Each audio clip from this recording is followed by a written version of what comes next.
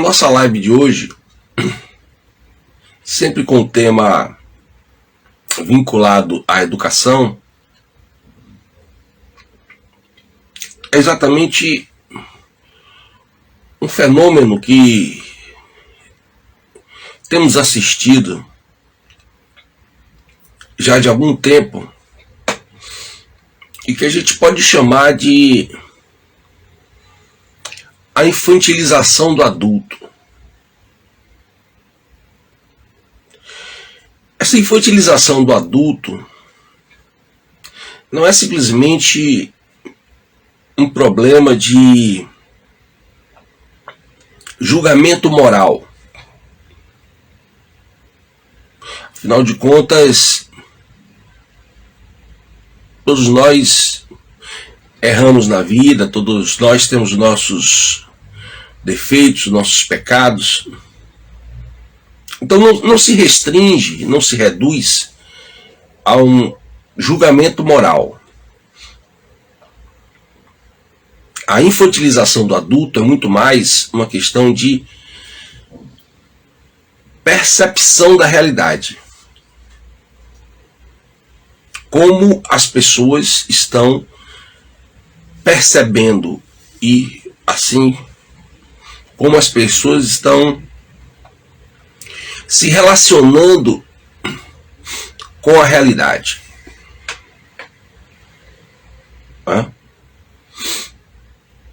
E quais são os resultados disso?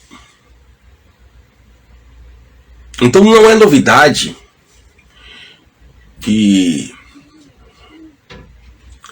já de alguns séculos, e eu não vou me adentrar nas questões filosóficas sobre esse tema do relativismo e do subjetivismo. Então já tem algum tempo que o relativismo e o subjetivismo ganharam espaço e praticamente dominaram a percepção de mundo de um modo geral. Cada vez mais as pessoas começaram a entender que não havia ou não há uma verdade, não há uma realidade, e que tudo aquilo que existe à nossa volta, tanto outras pessoas como os próprios fenômenos que existem no mundo, podem ser percebidos e entendidos a partir da percepção de cada um. É aquela coisa que ficou muito conhecida como é o meu olhar, é o seu olhar. Muito bem. E a partir do momento que eu tenho o meu olhar, então esta seria a verdade, esta seria a realidade para mim. E a partir do momento que você tem o seu olhar, esta também seria a realidade e a verdade para você. Com isso, cada vez mais, o ser humano foi perdendo a capacidade de realmente poder perceber e entender o que existe, seja no plano dos fenômenos, seja no plano mais material, das relações concretas, enfim. Mas paralelo à formação e ao desenvolvimento desse subjetivismo e desse relativismo, porque o relativismo e o subjetivismo, eles são faces de uma mesma moeda. Um necessariamente leva ao outro. Então, para eu perceber algo simplesmente entender algo da minha maneira, está aí já a perspectiva subjetivista. Para que esse subjetivismo pudesse se concretizar, para que isso saísse do universo dos livros de filosofia, como por exemplo a proposta do senhor Immanuel Kant, para que isso saísse dos livros de filosofia e entrasse no universo, no que a gente pode chamar de a mentalidade das pessoas, foi preciso necessariamente começar a fazer com que as pessoas negassem a realidade e passassem a entender que a verdade só pode existir dentro e a partir da perspectiva de cada um. Muito bem. Mas as coisas não param por aí. Bom, primeiramente, se existe duas verdades sobre uma mesma coisa, então necessariamente nós estamos no campo do subjetivismo. Necessariamente nós estamos praticando o relativismo.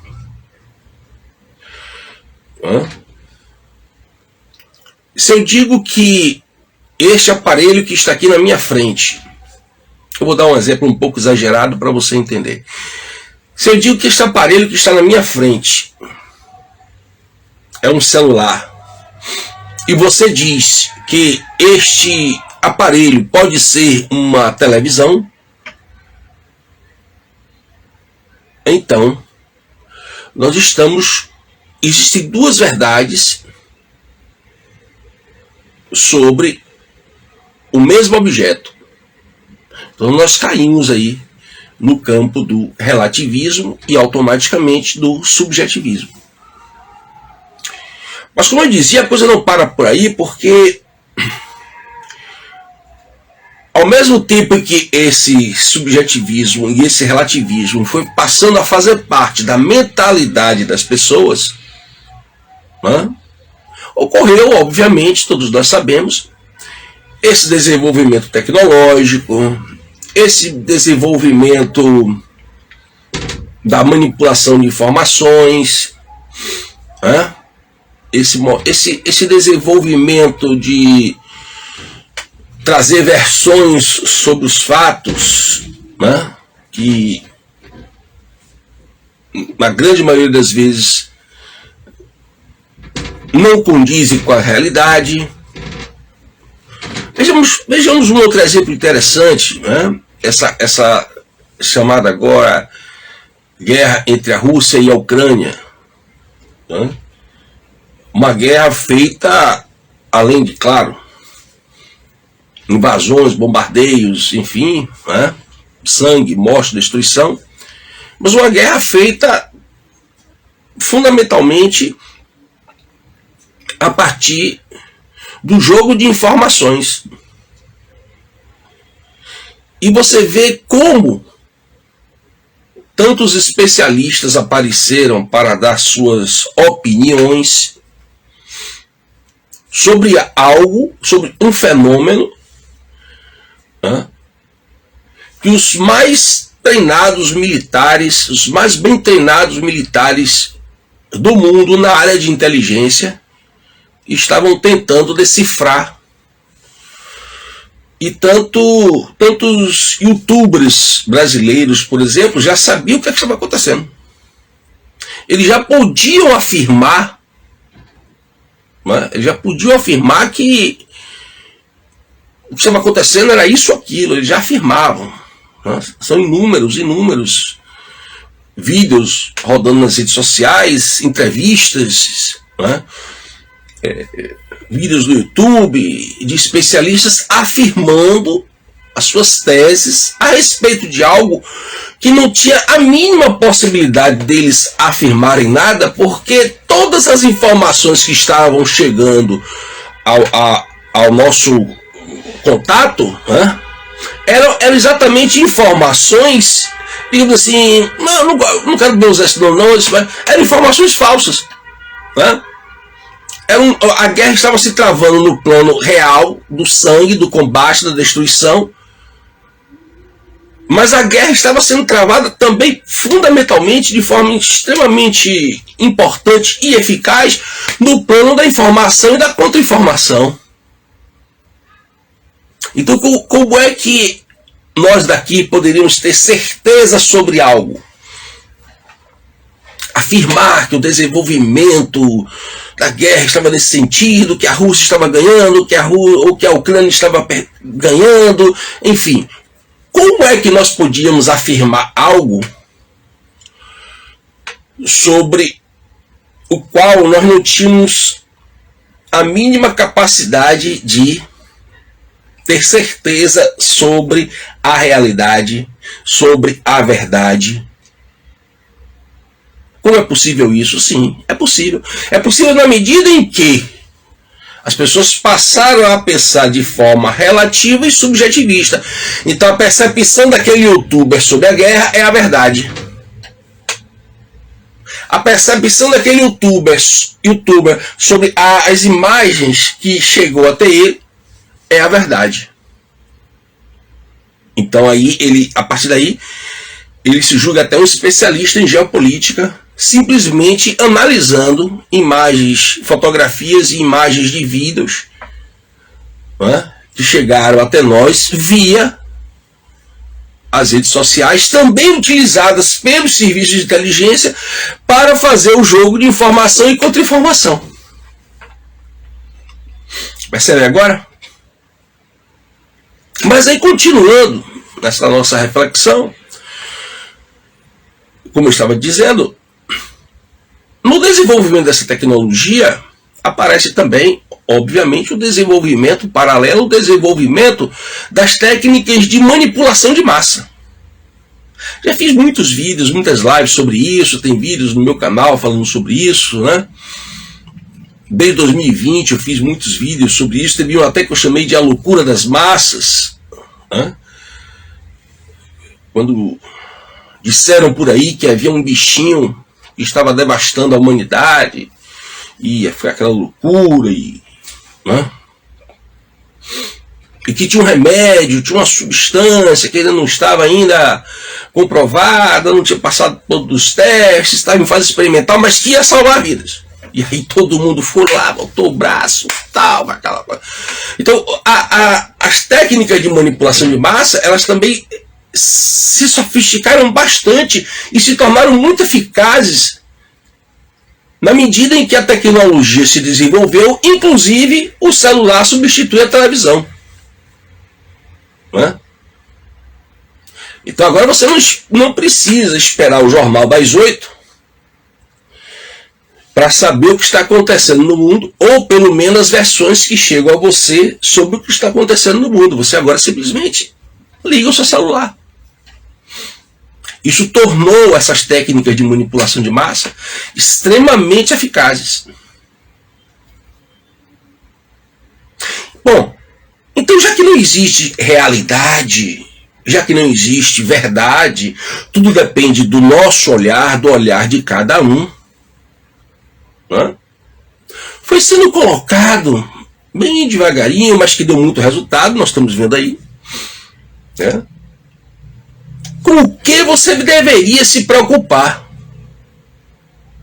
O que será que é importante para você se preocupar? Né?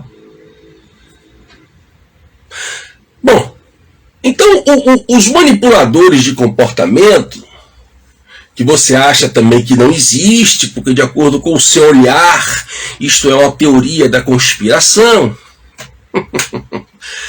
Os manipuladores de comportamento começaram a colocar o sexo como algo imprescindível para que você tivesse que se preocupar com aquilo o tempo inteiro. Ora, meus amigos, deixa eu dizer uma coisa para vocês. Isso está em diversos manuais de revolucionários, ensinados pelo menos, vou fazer um recorte aqui modesto, pelo menos desde a primeira metade do século XX. Foi um aluno de Freud chamado William Reich que escreve no seu livro Revolução Sexual, olha, vamos acabar com a intimidade. Vamos levar a questão sexual para o público. Está lá escrito, meu querido. É só você pegar, comprar o livrinho Revolução Sexual de William Reich. Você vai lá, compra o livro, lê. Tá certo? Não fica lendo resumo no Google, não. Pelo amor de Deus, leia o livro. E aí você vai ver que... Eu só estou dando um exemplo. Um único exemplo. Vamos pegar o sexo, que é uma das coisas mais íntimas que nós temos. Vamos pegar o sexo e torná-lo público. Porque aí você começa a destruir essa dimensão da intimidade. Então tudo aquilo que é assunto íntimo, muito íntimo, começando pela própria questão sexual, vamos levá-la para o ambiente público. E como levá-la para o ambiente público? Como algo importante a ser debatido. Tá vendo? E você pode estar aí achando que eu estou inventando coisa. Tá lá tudo escrito bonitinho, não tem problema nenhum. Se você se dá o trabalho de comprar o livro e ler o livro, você vai ver que está tudo escrito lá. E lembre-se, eu só dei um único exemplo. Então aí você vai, o pessoal com a ajuda da tecnologia, o desenvolvimento todo que nós temos aí e tudo, o pessoal pega estas receitas desta pessoa, deste autor e de outros e vai começar a... Bom, já que tudo é relativo, então nós podemos animar esse debate relativista, pensavam eles, colocando alguns assuntos mais apimentados, para que as pessoas fiquem debatendo, discutindo isso, enquanto nós, pensavam eles, nós que comandamos o mundo, vamos fazer a coisa do nosso jeito. Percebeu aí a ideia? Não por acaso, o sexo passa a ser o grande tema do debate. O grande tema do debate. Então, as pessoas começam a discutir sexo, Tem um outro tema também bastante familiar, que concorre paralelamente com a questão do sexo, que é a questão da droga. Vamos bater a pessoa para debater. A droga faz mal, não faz? A droga, o sexo, pode ser 2 homens e 3 mulheres, 2 mulheres e 3 homens, criança com adulto, adolescente com adulto, vamos colocar aí. Então, desde coisas íntimas, aí já misturando com coisas ilegais. Você não pode fazer uma crítica à autoridade, a nenhuma autoridade, porque isso é uma ameaça à democracia. Mas você pode fazer apologia ao crime ou instigação do crime e isso ser considerado liberdade de expressão. Porque tudo está relativo. Se tudo é relativo, é possível que uma crítica à autoridade, a uma autoridade, seja tomada como uma ameaça à democracia. Se tudo está relativo, é possível que você faça uma apologia a um crime, você faça uma apologia à pedofilia, você faça uma apologia ao uso de drogas, e que isso seja considerado liberdade de expressão. Se não existe mais verdade, se não existe mais realidade, Se a verdade e a realidade dependem apenas do seu olhar, do meu olhar, então, bem-vindos ao inferno. Não é verdade?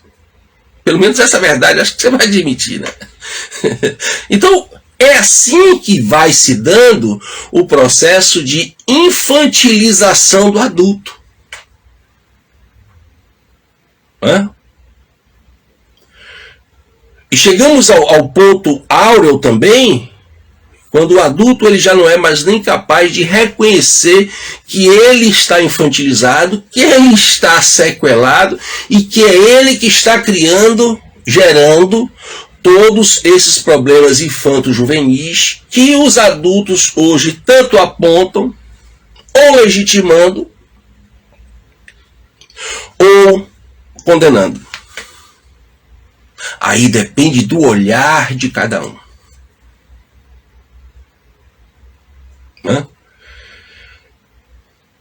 E veja bem, entenda bem uma coisa que talvez você não tenha percebido, não sei,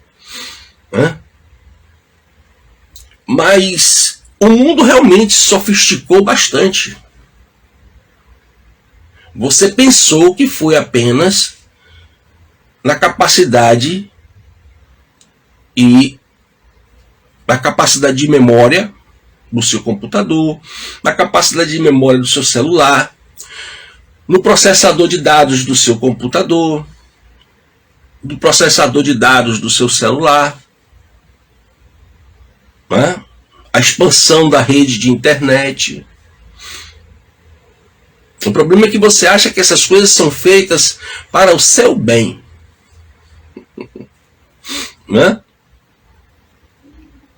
É como uma criança, né? O adulto hoje ele é como uma criança. Por que a criança é fácil cair nas armadilhas de um adulto perverso? Porque ela acha que aquilo que o adulto está fazendo para ela, a princípio, ela não malicia, né? Então, aí ela cai numa armadilha de um adulto perverso, que quer fazer uma maldade. Assim é o adulto hoje em dia, né? Hoje em dia que eu estou falando de algum tempo. Né? Ele não percebe como ele é infantil, imaturo. Né? Ele prefere acreditar que tudo não passa de teoria da conspiração. E que, na verdade, isso que está sendo feito é para o bem dele. É para o bem dele que ele tem um celular rastreável, e que pode a localização da pessoa pode ser identificada a qualquer momento do dia.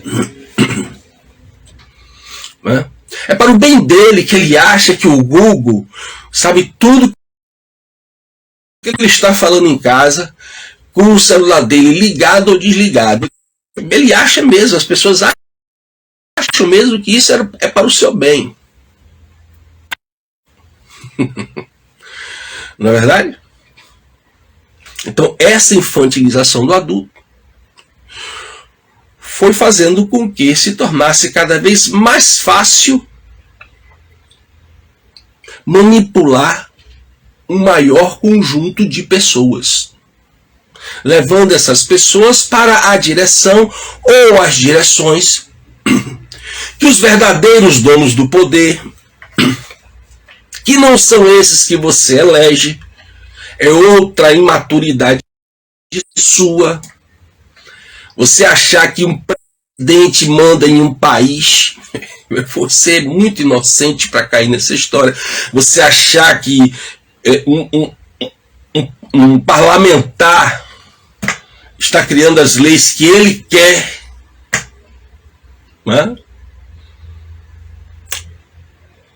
que o judiciário está tomando tendências que o judiciário entende que quer. Você acredita nessas coisas, né? Você não acredita nessas coisas. E se alguém falar para você, é teoria da conspiração. Só que você não percebeu também, que eu estava dizendo, essa sofisticação, ela alcançou um nível até assustador. Bom, para quem acha que existe uma verdade, uma realidade. Né? Para quem acha que existe uma verdade e uma realidade, que essa realidade e essa verdade devem ser buscadas e entendidas como elas são e não gostaria que fosse. Percebe-se que as formas de totalitarismo hoje são bastante diferentes daquelas que nós vimos usualmente acontecendo durante o século XX. A forma de socializar a propriedade passa, antes de tudo, pela socialização da mentalidade. Só que antes, para socializar a propriedade e socializar a mentalidade, houve muito derramamento de sangue, muita tortura, muita execução, muita eliminação de pessoas e tal. Isso manchou a tão gloriosa bandeira dos socialismos nas suas tantas vertentes. Manchou a bandeira. Como é que você quer criar um paraíso na Terra e justifica campos de concentração na Alemanha do nacionalsocialismo, na Rússia do socialismo comunista, na China do socialismo comunista? Como é que você justifica isso? Ficou chato. Então agora vamos fazer essa socialização da propriedade. E é fundamental a socialização da mente através da infantilização do adulto, conduzindo esse adulto a pensar como a gente quer e principalmente dando a este adulto não só um tema para debate, sexo e droga, não só um tema para debate, mas vamos dar a esse adulto algo com que ele possa literalmente se embriagar. Então, enquanto ele estiver discutindo sexo e vivenciando isso, praticando isso e publicando isso, porque isso não faz mais parte da sua intimidade, já é uma bandeira, você já acha bonito com tal que você faz na cama com outra pessoa. A partir do momento em que você acha bonito, ou até tem aquela peninha hipócrita, é problema social com relação às drogas, o traficante é vítima da sociedade, aquela hipocrisia toda.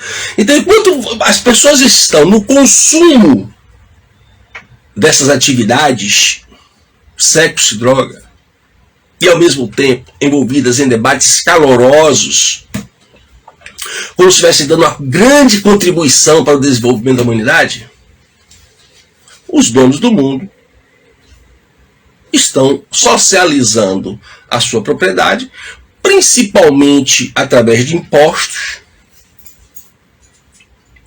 Eu já expliquei para vocês que no Brasil não existe propriedade privada como você pensa. No Brasil existe concessão para o uso de uma propriedade que você comprou. Se você não pagar seu IPVA, você não anda de carro. Se você não pagar seu IPTU, você pode perder seu apartamento ou sua casa. Então você não tem propriedade privada. Você compra e a partir daí o Estado lhe dá uma concessão desde que você pague ad infinito taxas para usar aquilo que você comprou. O ato de você comprar, e isso é chamado aqui no Brasil de propriedade privada, o ato de comprar, ele é apenas o ato que lhe dá o direito de usufruir, inclusive de vender ou doar aquela propriedade. Mas ela não é totalmente privada no sentido de que é seu. Eu comprei. Esta camisa aqui eu comprei. É minha. Eu posso dizer isso porque eu não tenho que pagar taxa nenhuma para usar essa camisa. Então ela é minha. Eu comprei, adquiri, ela é minha. Mas a partir do momento que eu compro essa camisa, eu preciso pagar uma taxa mensal, anual, seja como for, para eu poder vestir essa camisa, então essa camisa não é tão minha quanto eu estou pensando que ela é. Então por isso que aqui no Brasil não tem propriedade privada, como você pensa que tem. Então a socialização da propriedade privada já existe nesse país há muito tempo e vai aumentar, porque na medida que vai aumentando os impostos, vão aumentando as taxas, e você não pode pagar, você vai ter que fazer o quê? Se desfazer dessa propriedade. Isso já está no manifesto do Partido Comunista. Como destruir a classe média? Através do aumento de impostos. Está lá. Marx e Engels ensinaram isso desde 1848. Só faltava então descobrir uma fórmula perfeita para fazer a socialização das mentalidades, fazer as pessoas pensarem socialmente, fazer as pessoas pensarem em grupo. Tornar a sociedade literalmente uma sociedade de massa. Como? Diminuir a capacidade, sua capacidade de percepção da realidade, trazendo uma ideia inovadora de que a sua percepção era a verdade.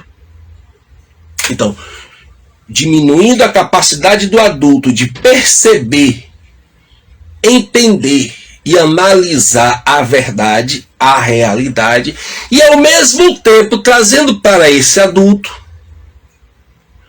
diversos assuntos que não têm a menor importância para o desenvolvimento de nada. Porque o que é importante, você não tem curiosidade de perceber. Você não tem curiosidade de buscar entender. Porque esses assuntos mais eletrizantes, mais polêmicos, as tretas, chamam mais sua atenção, prendem mais o seu tempo e fazem com que se torne uma tremenda distração. Distrair a ação. Distração. Distrair a ação. Então é assim que vai se formando, lá de trás, pouco a pouco, gerações e gerações, com um nível cada vez maior de infantilismo do adulto. E quanto mais infantil o adulto, tal como uma criança, mais manipulável ele é. Tá bom? Se você gostou dessa live,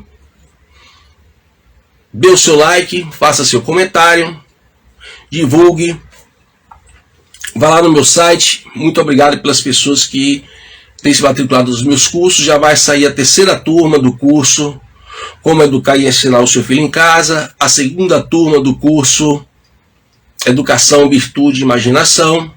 Se você gostou, vá lá no www.cursosprofoswaldobastos.com e faça a sua inscrição. Que Deus proteja você e sua família grandemente. Viva Cristo Rei!